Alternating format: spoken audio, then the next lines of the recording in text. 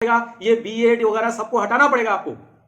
BEd आजकल दुकान खुले पड़े हैं शिक्षकों की, अगर हम बात करें उनके, ताकि उनके कम्युनिकेशन की भी जांच हो सके, उनके नॉलेज की भी जांच हो सके, उनके स्किल्स की भी जांच हो सके, और फिर जाकर उन्हें एक साल अपने अंडर में रखकर ट्रेनिंग देना और किसी ट्रेनिंग प्रोग्राम का नाम दे। चयन प्रक्रिया में बदलाव होनी चाहिए, बीत रहित शिक्षा नीति समाप्त होनी चाहिए। जितने भी अलग अलग स्तर के मुद्दे पे ही बात करनी पड़ेगी। सरकार जाति व्यवस्था पे क्यों बात कर रही है बार बार, वो शिक्षा पे क्यों नहीं बात कर रही? आज तक किसी भी पार्टी ने सिर्फ और सिर्फ शिक्षा का मुद्दा बनाकर देखा चुनाव लड़ा? नहीं लड़ा, क्योंकि हम और आप गधे हैं, हम बेवकूफ हैं जो सिर्फ जाति के नाम पर वोट करते हैं, न कि। दोस्तों नमस्कार, हम सभी शिक्षकों के नॉलेज के बारे में बात करते हैं, शिक्षकों के विद्यालयों की ड्यूटी के बारे में बात करते हैं, समय से आने जाने की बात करते हैं, लेकिन क्या हमने कभी सोचा है कि शिक्षकों की समस्या के बारे में हम बात क्यों नहीं करते? शिक्षकों की चयन प्रक्रिया के बारे में हम बात क्यों नहीं करते? हम सिर्फ शिक्षकों के ऊपर ही क्यों बात करते हैं? शिक्षक क्योंकि समाज का एक निर्माता है, और शिक्षक एक चयन प्रक्रिया के थ्रू एक विद्यालय में डेप्यूटेशन की जाती है, और फिर भी हम उसके नॉलेज पे, उसके स्किल्स के ऊपर, उसके टैलेंट के ऊपर हम हमेशा क्वेश्चंस करते हैं। और आजकल के टाइम में जितनी भी पत्रकारिता है वो सब शिक्षकों के पीछे पड़ी हुई हैं। आप सबको ये ध्यान रखना चाहिए कि एक शिक्षक को सारे सब्जेक्ट्स का नॉलेज नहीं होता। हम तो नॉलेज की बात ही नहीं करेंगे यहाँ पे, हम आप लोगों के बीच एक बात रखना चाह रहे हैं दोस्तों, कि क्या शिक्षकों की नॉलेज के बारे में बात हो रही है, वो अच्छी बात है, लेकिन क्या उनकी समस्याओं के बारे में आपने कभी बात करी? क्या आपने उनके चयन प्रक्रिया के बारे में कभी बात करी? नहीं करी ना। चयन प्रक्रिया में बहुत तरह की बदलाव लाने की जरूरत है, उनकी समस्याओं को अवगत कराने की जरूरत है, उस पर किसी पत्रकार ने आज तक बात नहीं करी। आप बिहार के शिक्षकों के बारे में देखिए कि वहां पे एक ही विद्यालय में 3 तरह के शिक्षक हैं, एक ही राज्य में 5 तरीके के शिक्षक हैं, लेकिन उन शिक्षकों के बारे में, उनकी समस्याओं के बारे में कोई बात नहीं करना चाहता। जी हाँ दोस्तों, आप शिक्षकों का कैटेगरी देखिए। पहली कैटेगरी जो है सहायक शिक्षक की है, अगर हम विद्यालयों की बात करें तो।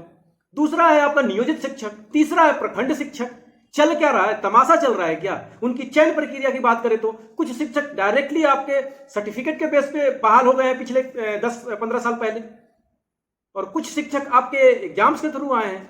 तो मैं उन सभी पत्रकारों से कहना चाहूंगा कि आप शिक्षकों की बात उठाते हैं, शिक्षकों की नॉलेज के ऊपर क्वेश्चन करते हैं आप, तो आप लगे हाथ ये क्वेश्चन क्यों नहीं करते कि शिक्षकों की समस्या क्या है, उनके चयन प्रक्रिया में बदलाव आना चाहिए या नहीं आना चाहिए? इस पर आप क्वेश्चन क्यों नहीं करते? मैं आपसे सवाल करता हूं, चाहे वो मनीष कश्यप जी हो, चाहे वो आरएन न्यूज हो, या फर्स्ट बिहार चैनल हो, मैं किसी भी बात चैनल के बारे से पूछना चाहता हूं कि आप इस पर क्यों नहीं बात करते?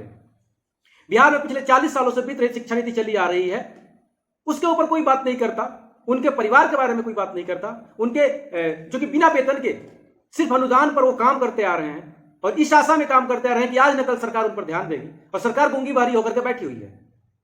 वहीं अगर हम बात करें शिक्षा मित्रों की, शिक्षा मित्र में कैटेगरी अलग अलग है, नियोजित शिक्षक, पंचायत शिक्षक, चल क्या रहा है? कौन सी चयन प्रक्रिया आपको अपनाना है? कुछ लोगों ने डायरेक्ट सर्टिफिकेट के बेस पे नौकरी दे दी। आज उन्हीं के वजह से शिक्षकों का जो एक समुदाय है वो बदनाम हो रहा है, क्योंकि उस समय जो चयन किया गया उनके लिए ना कोई एग्जाम्स थे, ना ही किसी तरीके के एक तरह कोई मापदंड थे, मार्क्स के बेसिस पे आपने शिक्षकों की बहाली की। यह गलत नहीं है? मैं आप सबसे पूछना चाहूंगा, ये गलत है या नहीं है? इसके अलावा उसके बाद जो कुछ जब बहालियां ट्रैक पे आनी चालू हुई, रिटन एग्जाम्स होने लगे, स्टेट टीईटी होने लगे, टीचर एलिजिबिलिटी टेस्ट होने लगे, वहां से सिलेक्ट होकर के टीचर्स आने लगे आपके पास, तब उनसे कुछ क्वालिटीज आने लगी। तो एक दिन में, एक समय में चीजें नहीं बदलती हैं। बिहार के बीत रहित शिक्षकों के बारे में कोई बात क्यों नहीं करता? क्योंकि उनकी संख्या कम है। लेकिन आपको पता होना चाहिए कि बिहार के लगभग 50% छात्रों का जो भविष्य है वो बीत रहित शिक्षक ही बनाते हैं। इस पर किसी ने बात करी आज तक? किसी पत्रकार वालों ने इस पर बात करी? क्योंकि उनकी टीआरपी नहीं बननी है। शर्म आनी चाहिए आप लोगों पत्रकारों को, चाहे वो मनीष कश्यप हो, चाहे किसी भी तरीके कोई पत्रकार क्यों ना हो।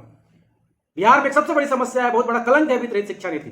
क्यों न उसे हटाया जा रहा है? उस पर क्यों न सरकार के सामने सही तरीके से मुद्दे को रखा जा रहा? क्यों न इसे पब्लिक में लाया जा रहा है इस मुद्दे को?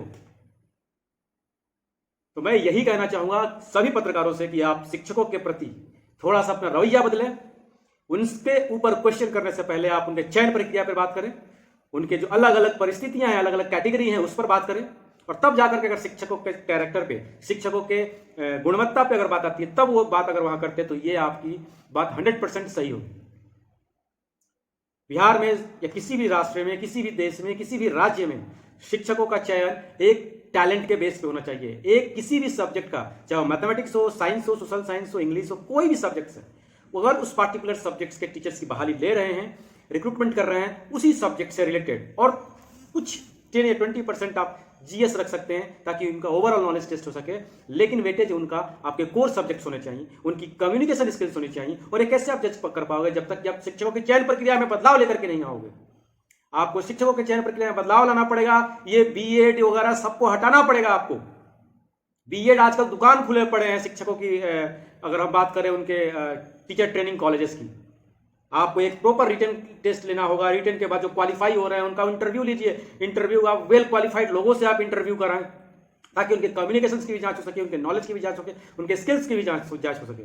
और फिर जाकर उन्हें 1 साल अपने अंडर में रखकर ट्रेनिंग देना और किसी ट्रेनिंग प्रोग्राम्स का नाम दे। ऐसा क्यों नहीं करते? एफर्ट्स लगाने में प्रॉब्लम्स आ रही है गवर्नमेंट को। तो ये चयन प्रक्रिया में बदलाव होनी चाहिए। बीत रहित शिक्षा नीति समाप्त होनी चाहिए। जितने भी अलग अलग स्तर के जो शिक्षक हैं उनको एक समान लाना चाहिए, तभी शिक्षकों का और शिक्षा पद्धति और शिक्षा व्यवस्था में सुधार आएगा, अन्यथा सुधार नहीं आएगा। ये लिख लीजिए। और इसके लिए हमको, आपको, सबको बुलंद तरीके से इस आवाज को लोगों के सामने रखनी पड़ेगी। सरकार को इस मुद्दे पे ही बात करनी पड़ेगी। सरकार जाति व्यवस्था पे क्यों बात कर रही है बार बार, वो शिक्षा पे क्यों नहीं बात कर रही? आज तक किसी भी पार्टी ने सिर्फ और सिर्फ शिक्षा का मुद्दा बना करके क्या चुनाव लड़ा? नहीं लड़ा। क्योंकि हम और आप गधे हैं, हम बेवकूफ हैं जो सिर्फ जाति के नाम पर वोट करते हैं, ना कि उनके शिक्षा के नाम पर वोट करते हैं और ना ही विकास के नाम पर वोट करते हैं। अभी भी समय है, संभल जाइए आप सब लोग। और उन पत्रकारों को मैं सीधा चेतावनी देता हूं कि अगर आप में हिम्मत है तो शिक्षकों के बजाय शिक्षा व्यवस्था और उनके जो चुनौतियां हैं शिक्षकों के लिए, उन पर बात करें और तब जाकर के आप शिक्षकों की क्वालिटी पे आए और तभी उन जाकर के उनके विद्यालयों में जाकर के उनका जायजा ले सकते हैं। और मैं सभी उन शिक्षकों से कहना चाहूंगा ऐसे पत्रकारों को जूते मारकर बाहर निकालें। अपने विद्यालय के गेट के अंदर ऐसे अनुमति न दें कि अंदर आकर के वो इस तरह की बदतमीजियां कर सके आप लोगों के साथ। दोस्तों, मैं इस चैनल के माध्यम से आप लोगों के बीच ऐसे वीडियोज लेते आता हूं, फैक्ट्स को आपके बीच रखने की कोशिश करता हूं। अगर आप मेरे चैनल पर नए हैं तो चैनल को सब्सक्राइब करें, बेल बटन का जो आइकन है उसे प्रेस करना ना भूलें। और इस वीडियो को अगर आपको पसंद आया हो, थोड़ा सा भी आपको अच्छा लगा हो, तो वीडियो को लाइक जरूर करें और ज्यादा से ज्यादा शेयर करें। जय हिंद।